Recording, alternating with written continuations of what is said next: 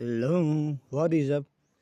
So, আজি আমি শিকিম প্ৰেজেণ্ট কণ্টিনিউৱাছ টেন্স। যোৱাকালিও আমি প্ৰেজেণ্ট কণ্টিনিউৱাছ টেন্স আলোচনা কৰিছিলোঁ, কিন্তু আজি আমি প্ৰেজেণ্ট কণ্টিনিউৱাছ টেন্স আৰু পাষ্ট কণ্টিনিউৱাছ দুয়োটা টেন্সে শিকিম আৰু তাৰ ডিফাৰেঞ্চখিনি বুজিম। মানে একচুৱেলি ডিফাৰেঞ্চনো কি? একেই কণ্টিনিউৱাছ কিন্তু প্ৰেজেণ্ট আৰু পাষ্টৰ মাজত মানে ডিফাৰেঞ্চটো কেনেকৈনো হয়, কেনেকৈ তাৰ গঠনবিলাক মানে চেঞ্জ হয় দুয়োটাৰ ক্ষেত্ৰত, কেনেকৈ ইউজ হয় সেইটো বিষয়ে আমি জানিম। মই এখন নতুন পেজ লৈ লওঁ।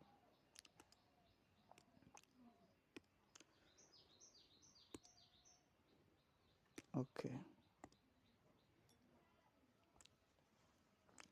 আমি প্ৰেজেণ্ট কণ্টিনিউৱাছৰ গঠনটো এনেকুৱা পাইছিলোঁ হা, ছাবজেক্ট প্লাছ এম নহ'লে ইজ নহ'লে আৰ, এই তিনিটাৰ যিকোনো এটা লাগিব। তাৰ পাছত ভাৰ্ব ওৱান প্লাছ আই এন জি প্লাছ আদাৰ্ছখিনি আছিল, মানে অবজেক্ট আৰু এডভাৰ্ব আছিল।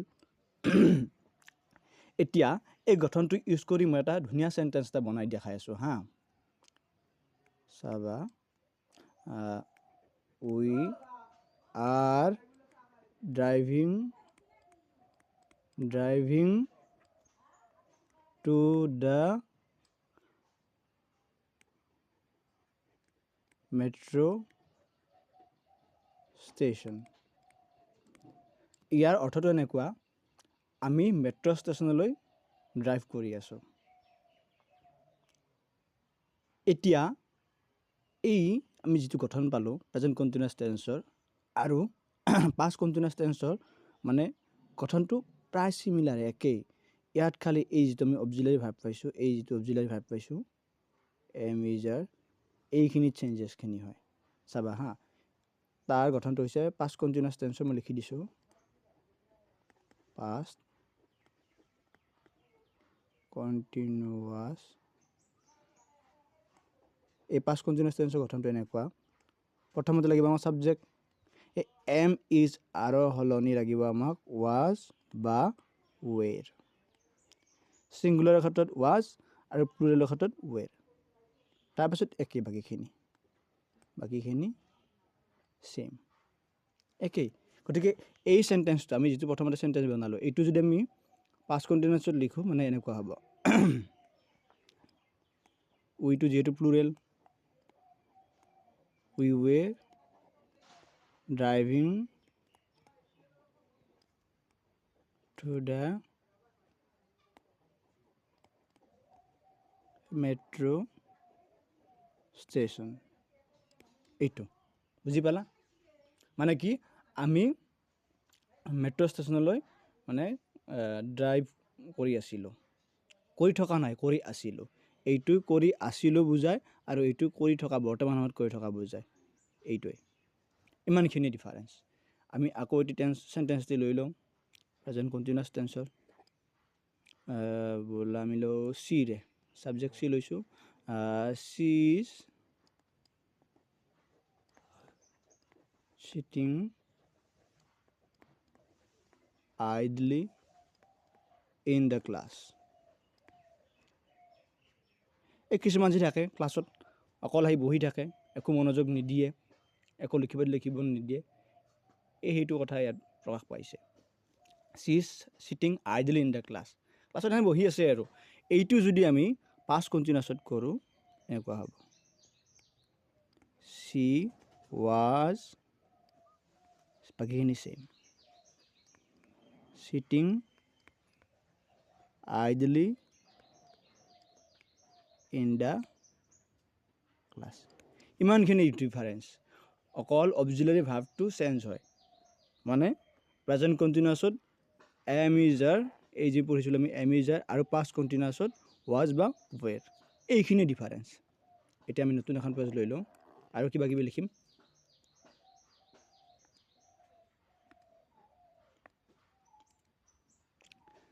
আমি এটি চেণ্টেঞ্চ লৈ আহোঁ হা, এইটো হ'ব 3 নম্বৰ চেণ্টেঞ্চ লৈছোঁ। এইবাৰ আমি হি ইজ ব্ৰুইং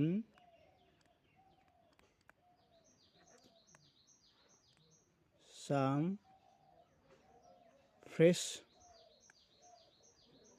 কফি। ৰ'বা আৰু লিখি দিওঁ অলপমান, ফৰ দ্য কেষ্ট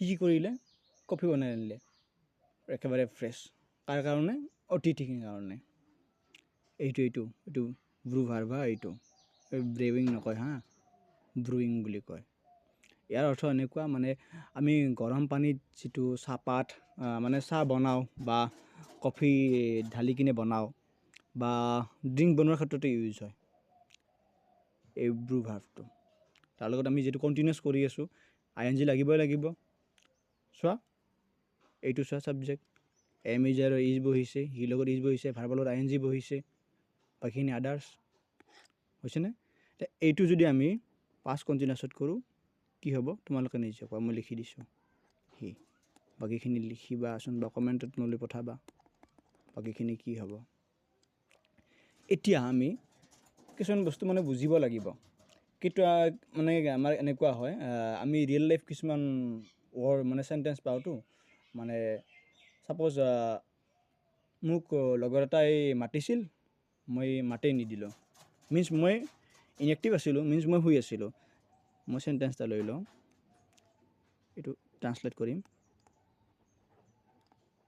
যেতিয়া তুমি মোক মাতিছিলা মই শুই আছিলোঁ এই চেণ্টেঞ্চটো যদি কৰিব লাগে প্ৰথমতে আমি কি কৰিম জানানে এইখিনি কৰিম মই শুই আছিলোঁ মই শুই থকা নাই মই শুই আছিলোঁ আগতে আছিলোঁ এইটো ছাবজেক্ট এইটো ভাৰ্ব আমি কি কৰিম ছাবজেক্ট প্ৰথমতে আইৰ লগত ৱাজ বহিব নে ৱেৰ বহিব আই ৱাজ বহিব ৱেৰো বহে এইটো বেলেগ ক্ষেত্ৰত বুজাই ক'ম পিছত আই ৱাজ হ'ল শুই থকা ইংৰাজী হৈছে শ্লিপ ING লগাই দিয়া আই ৱাজ শ্লিপিং যেতিয়া তুমি মোক মাতিছিলা বা তুমি মাতোতে when you called me I was sleeping when you called me মই শুই আছিলোঁ যেতিয়া তুমি মাতিছিলা আৰু এইটো কথা মই কেনেকৈ গম পালোঁ মোক ঘৰৰ কোনোবাই কৈছিল বোলে মোকে মাতিছিল তোক নজগালোঁ তই শুই আছিলি তেনেকুৱা কথা এইটো মানে তেনেকুৱা ক্ষেত্ৰত ব্যৱহাৰ হয় তুমি মোক ফোন কৰোঁতে মই গাড়ী চলাই আছিলোঁ সেইকাৰণে কলটো এটেণ্ড কৰিব নোৱাৰিলোঁ আনচাৰ কৰিব নোৱাৰোঁ তেনেকুৱা কথা বুজি পালা একেবাৰেই চিম্পল মই অন্য এখন পেজ লৈ লওঁ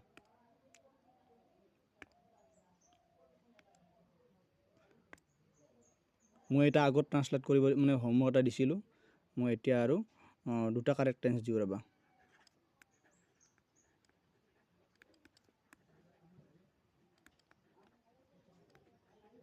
don't disturb him sorry